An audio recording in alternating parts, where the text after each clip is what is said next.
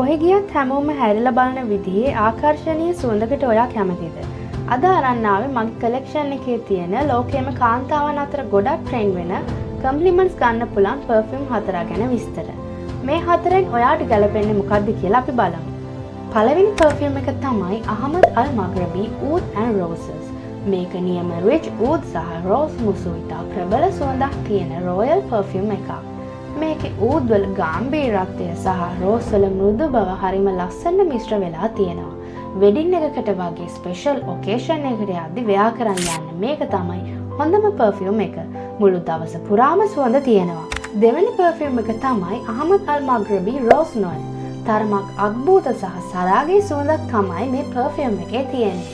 ඔයා ටිකක් වෙනස් විදිහේ ඩාර්ක් සහ මිස්ටීරියස් සුවඳකට කැමති නම් මේ පර්ෆියුම් එක ඔයාටමයි. මේකේ තියෙන්නේ නිකම්ම රෝස් සුවඳක් නෙමෙයි. ටිකක් ගැඹුරු මල් සුවඳක්.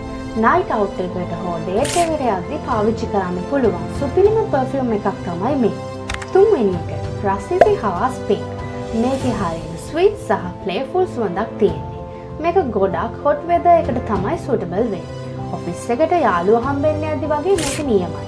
ඇපල් සහ ග්‍රේප් ෆෘට් සුවඳ නිසා ඔයා මුළු දවසම ෆ්‍රෙෂ් එකේ තියෙනවා. ලාස්ට් පර්ෆියුම් එක ලතාෆ ෆකා රෝස්. මේ පර්ෆියුම් එක ජීවාංජලා ඉන්ටෙඩිට් කියන පර්ෆියුම් එක ඉන්ස්පයර්ඩ් කරලා හදලා තියෙන්නේ.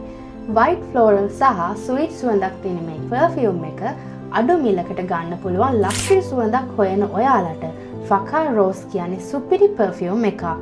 ඉතින් මේ පර්ෆියුම් 4 ගැන ඔයාගේ අදහස මොකක්ද? ඔයා කැමති මේක පහලින් කමෙන්ට් කරන්න. තවත් මේ වගේ වීඩියෝ බලන්න The Perfume කඩේ අපිව ෆලෝ කරලා තියාගන්න.